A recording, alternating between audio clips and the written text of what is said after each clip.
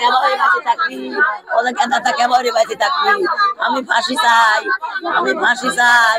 পাবনায় mobile phone চুরির অপবাদ দিয়ে রাসেল নামে এক যুবককে পূর্বশত্রুতার জেরে বাড়ির গেট ভেঙে ঘর থেকে টেনে হিঁচড়ে বের করে কুপিয়ে মায়ের সামনে ছেলেকে হত্যা করল তারই মামাতো ভাইয়েরা। নিহত রাসেল সদর উপজেলার জাফরবাদ এলাকার নাজির উদ্দিনের ছেলে। পেশায় সে একজন বাস শ্রমিক, সি লাইন পরিবহনের হেল্পারের কাজ করত বলে জানা গেছে রাসেল।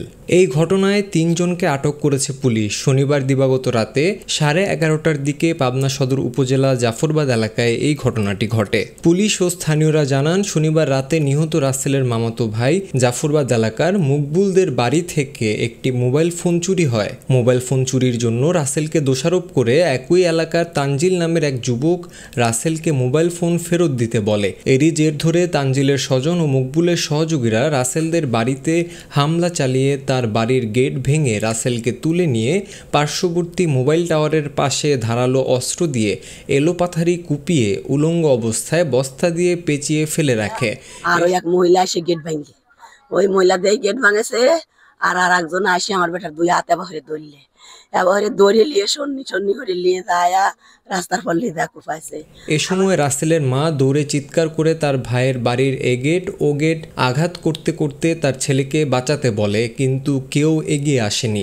আমি যাই ওই বড় নিতার ডাইছি, নিতার বাড়ি ধানুরা লিয়ে গেল তোর আবডালি শান, আমি নিতার বাড়ি চলে গেছি যে মারবি নি, বাড়ি ফেলা দিবি নি।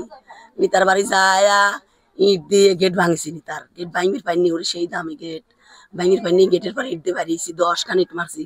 সে এমনি নিতা বাড়াইছে, বাড়ায় কইছে খলিল তুই শিগির বাড়ায় আমার বেটা গুলিন মারি ফেলাইলি বারেক মোল্লা, তুই শিগির রাখ। হ্যাঁ তোমার মিশে কথা, বারেক মোল্লা মানুষ মারে না। বললাম তুই আয় দেখ আমার বেটাকে মারিয়ে ফেলাইছে, তুই আসে হনি খলিল আসে।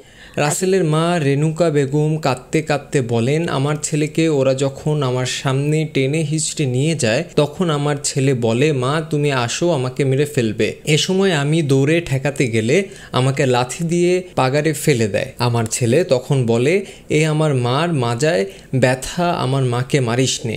আমার বেটা আমাকে বলে, মা আমাকে নিয়ে গেল, তুমি আসি আমার সাথে। আমি গেলাম, আমাকে লাথি দিয়ে পাগারে ফেলা দিলে।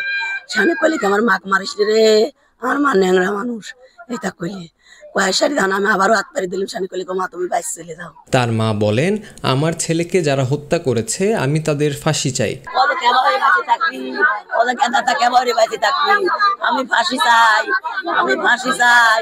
পাবনা সদর থানার ভারপ্রাপ্ত কর্মকর্তা আব্দুল সালাম জানান, খবর পেয়ে পুলিশ ঘটনাস্থলে গিয়ে মরদেহ উদ্ধার করে। ঘটনার সাথে জড়িত 3 জনকে আটক করা হয়েছে, মামলা প্রক্রিয়াধীন।